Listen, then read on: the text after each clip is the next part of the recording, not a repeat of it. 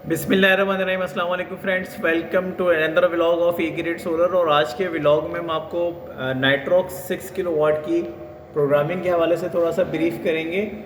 मेरे कुछ सब्सक्राइबर हैं जो कि कंटिन्यूसली मुझे कह रहे थे कि what should be the idle setting for the Nitrox inverter which is 6 kilowatt variant from Inverex series. तो इसकी अब हम सेटिंग में जाते हैं। देखिए, सबसे पहले आप मास्टर विंडो पे आ जाएंगे और सबसे पहले चले जाएंगे इन्वर्टर की सेटिंग में। और सबसे पहली सेटिंग जो है वो आपकी होती है system work mode. System work mode के अंदर आपने ज़ीरो एक्सपोर्ट टू लोड जो है वो आपने सेलेक्ट करना होता है हमेशा। इसी तरह से मैक्सिमम सोलर पावर जो है वो हमने इसमें 8000 डिफ़ाइन की हुई है। आप अपने सोलर इनपुट के हिसाब से इसको डिफ़ाइन कर सकते हैं। इसी तरह से मैक्सिमम सेल पावर हमने ज़ीरो किया हुआ है। कुछ लोग इसमें भी डेटा वगैरह रखते हैं। इसमें ज़ीरो एक्सपोर्ट पावर जो है वो आप 020 हमने सेलेक्ट किया हुआ है। एनर्जी पैटर्न जहाँ पे लोड शेडिंग ज़्यादा होती है वहाँ पे हम बैटरी फर्स्ट रखते हैं। अगर आपके पास लोड शेडिंग का इशू नहीं है तो आप लोड फर्स्ट भी रख सकते हैं। इसके साथ साथ जो है आपने और किसी चीज़ पे चेकआउट नहीं करना। सेकंड मेन्यू में हम आ जाते हैं टाइम ऑफ यूज़ मोड। देखें, टाइम ऑफ यूज़ मोड ये कि आप डिफ़ाइन कर रहे होते हैं कि आपकी कितने वोल्ट से कितने बजे से लेके कितने बजे तक आपकी बैटरी यूटिलाइज हो। बेसिकली इसको SBU, solar battery then utility, means कि आप सबसे पहले सोलर यूज़ करेंगे, फिर बैटरी यूज़ करेंगे, फिर आखिर में वापडा यूज़ करेंगे या के इलेक्ट्रिक यूज़ करेंगे। तो अगर आपके पास ज़ीरो लोड शेडिंग है तो ये आप यहाँ पे टाइम ऑफ यूज़ मोड पे चेक लगा देंगे। देखें, इसका कलर चेंज हो गया। अब आप उसके बाद जो टाइमिंग डिसाइड करना चाहते हैं अपने हिसाब से इसमें डिफ़ाइन कर सकते हैं। आप अपने वोल्टेज सेट करेंगे, पावर सेट करेंगे कि कितनी बैटरी कितने पावर तक आपके रनिंग लोड के साथ शेयरिंग करे। तो ये चीज़ें आप थोड़ा सा एक्सपेरिमेंट करेंगे इस पर तो आप इजीली इसको कर पाएंगे। बहरहाल हमें इस वक्त इसकी ज़रूरत नहीं है, इसलिए हम इसके ऊपर से चेक हटा देते हैं, बैक करते हैं। सेकंड हमारा जो सबसे इम्पोर्टेंट मेन्यू है that is battery setting menu. इसमें हमने फोनेक्स की TX 2500 की 4 ट्यूबलर बैटरीज अटैच की हुई हैं। तो इसमें हमने सबसे पहले यूज़र बैटरी सेलेक्ट करना होता है। उसके बाद फिर हमने मैक्सिमम चार्जिंग एम्पेयर 40 एम्पेयर रखें जो कि सफिशेंट है। आप इसको 30 एम्पेयर भी रख सकते हैं। और उसके नीचे मैक्सिमम एम्पेयर डिस्चार्ज 5 किलोवाट के हिसाब से 120 एम्पेयर हमने रखे हुए हैं।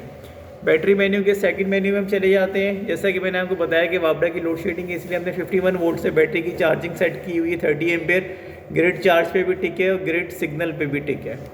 इसी तरह से थर्ड मेन्यू में हम आते हैं। थर्ड मेन्यू में शट डाउन वोल्टेज मुझे सेट करने थे, अभी तक किए नहीं है मैंने। इसको हम करेंगे 42 पे शट डाउन कराते हैं और 43 पे जो है वो हम लो बैटरी अलार्म सेट कर देते हैं। ये आप अपनी चॉइस पे भी कर सकते हैं और नॉर्मली जो है 43 मेरे हिसाब से सही रहता है और 44 पे भी रख सकते हैं। चले हम 44 सेट कर देते हैं, इसका 2 वोल्ट का फ़र्क आ जाएगा। इसी तरह से रीस्टार्ट टाइमिंग जो है वो हम 43 कर देते हैं, क्योंकि जैसे ही बैटरी चार्ज होना शुरू होती है सोलर से तो आपके वोल्टेज जो हैं वो एकदम सेट होना शुरू हो जाते हैं। तो इस सेटिंग को हम रखते हैं 44.5 और 45 वोल्ट पे। ठीक है, ये सेटिंग्स हो गई। इसके बाद देखें, सबसे ज़्यादा इंपॉर्टेंट फ्लोट वोल्टेज हैं। बहुत सारे इसमें ये सेटिंग्स पैटर्न आते हैं। आप 56 रख सकते हैं, 57.2 रख सकते हैं। फिर उसके बाद एब्जॉर्वेशन वोल्ट डालते हैं, उसके बाद इक्वलाइजेशन वोल्ट आते हैं। तो ये सेटिंग्स काफ़ी सारे लोग जो सजेस्ट करते हैं वो डिफरेंट तरह की होती हैं, लेकिन 56 जो है वो फ्लोट में मैंने इसलिए रखा है कि हमारी 14 वोल्ट पे बैटरी टॉपअप होती है। उसके बाद एब्जॉर्बेशन मतलब कि लिटिल चार्जिंग जो है हमारी बैटरी को टॉपअप करने के लिए आती रहे, तो वो 57.6 है। इसको आप 57.4 भी कर सकते हैं, बल्कि कर देता हूँ मैं 57.4 कर देते हैं। इक्वलाइजेशन हमने 58.2 रखा है। इंटरवल टाइम जो है इक्वलाइजेशन 30 डेज़ का रखा हुआ है और इक्वलाइजेशन आवर्स हमने 2 घंटे इसको दिए हैं कि अगर ये टॉपअप ज़्यादा कर रहा हो तो सिर्फ 2 घंटे तक इसको यूटिलाइज़ करे। बैटरी ओम्स जो है वो हमने 1 ओम रखना होता है, बैटरी रेजिस्टेंस जो है, ताकि हमारे सिस्टम में किसी किस्म के इश्यूज़ ना आए। इसके बाद ग्रिड सेटिंग नॉर्मल है, कुछ भी नहीं करना।